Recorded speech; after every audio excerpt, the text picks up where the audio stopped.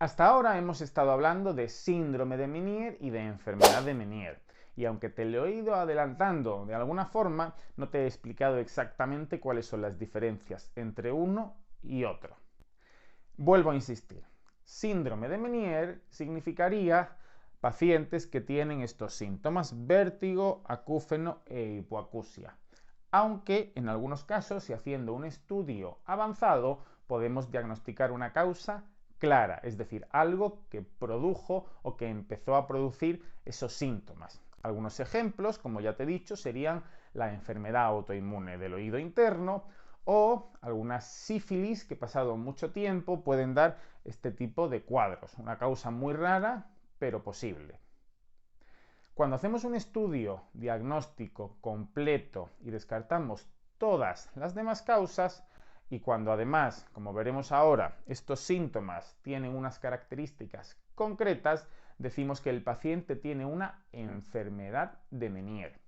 Y la diferencia fundamental es que en la enfermedad de Meniere, todas las pruebas para buscar el origen de estos síntomas nos dicen que está todo normal, que no hay ninguna otra alteración. Hacemos una analítica autoinmune y está bien, una resonancia del oído interno y está bien. Eso no significa que no haya un hidrops. Podemos encontrar un hidrops tanto en los pacientes con síndrome de Meniere por otras causas diagnosticadas, como en pacientes con enfermedad de Meniere en la que no sabemos cuál fue ese primer origen que empezó a causarla. Como decimos en medicina, diríamos que la enfermedad de Meniere, el origen es idiopático. No sabemos por qué se produce. A día de hoy, además, gracias a diferentes estudios e investigaciones, conocemos que puede existir cierta predisposición genética y familiar para pacientes que sufren síndrome de Meniere. Posiblemente en un futuro, cuando avancemos en nuestra investigación, podamos conocer de una forma más exacta las causas principales de todos estos síntomas y de esta enfermedad, aunque todavía nos queda un largo camino que recorrer. Vamos a ver ahora cómo se diagnostica la enfermedad de Meniere. Y para la enfermedad de Meniere tendríamos, digamos, dos posibilidades: la enfermedad de Meniere definida y la enfermedad de Meniere probable. Y todas se basan en criterios clínicos que no me he inventado yo, que te dejo aquí, elaborados por una sociedad que se encarga del estudio de estos pacientes, que se denomina la Sociedad Varani. Y la enfermedad de Meniere definida consistiría en episodios de vértigo, es decir, de sensación ilusoria de giro de objetos, de más de 20 minutos de duración y que han ocurrido de forma espontánea, es decir, sin ningún desencadenante.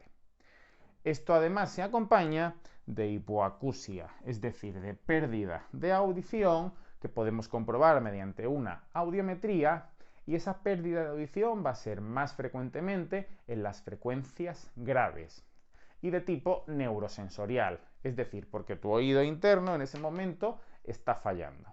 El tercer síntoma sería el acúfeno, acompañado en ocasiones de sensación de taponamiento o de presión en el oído, y estos tres síntomas aparecen a la vez o más o menos cerca uno de otro, en teoría aproximadamente una hora, y los vértigos deben aparecer, como te digo, 2 o más veces. Solo en estos casos, en los que los vértigos son de ese tipo, la hipoacusia es, como te digo, fluctuante y la podemos ver en la audiometría, y aparecen esos acúfenos, sensación de plenitud óptica o de taponamiento a la vez, diagnosticaremos una enfermedad de Meniere. Pero es que además debemos descartar todas las demás causas con una prueba de imagen, preferiblemente una resonancia magnética, que en estos pacientes va a salir normal. En cuanto a la enfermedad de Meniere probable, en la que creemos que esto puede estar ocurriendo, pero no estamos del todo seguros, la diferencia será que ese vértigo va a durar, en más de 20 minutos y a veces hasta 24 horas de duración. Y también se puede acompañar de estos acúfenos o de esta sensación de plenitud óptica a la vez o cerca de ese cuadro de vértigo en el que te gira todo. La diferencia fundamental de decir que alguien tiene probablemente una enfermedad de Meniere o seguro una enfermedad de Meniere sería esa valoración en la que en la audiometría vemos y somos capaces de diagnosticar una pérdida de audición que varía de un momento al siguiente. Y por supuesto, como te digo, habrá que descartar todas las otras posibles causas de estos síntomas para confirmar que existe una enfermedad de Meniere, ya sea de forma probable o de forma definida. Existen otra serie de pruebas que nos van a aportar para ver cuál es el estado del paciente. No tanto para decir que tienen una enfermedad de Meniere o no, o para conocer la causa, sino para saber el estado actual y la evolución. Estas pruebas son las muy conocidas pruebas calóricas, como son la videonistagmografía, o bien otra serie de pruebas como el VideoHead, que sería una prueba en la que se valora la actividad de tu reflejo vestíbulo ocular, es decir, ese que te permite que al girar la cabeza bruscamente de un lado a otro seas capaz de mantener la mirada fija en un punto todo el rato. Y además, ahora tenemos unas pruebas de imagen especiales que son las resonancias con un protocolo de EDROPS. Te lo voy a explicar.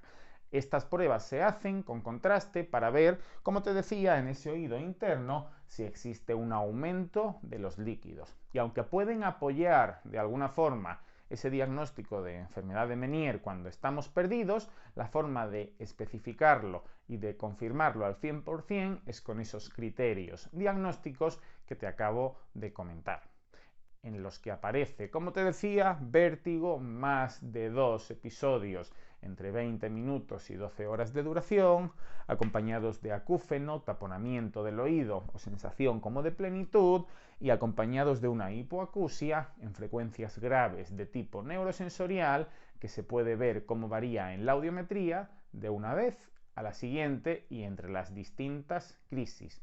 Y por supuesto descartando cualquier otra posible causa que esté produciendo estos síntomas.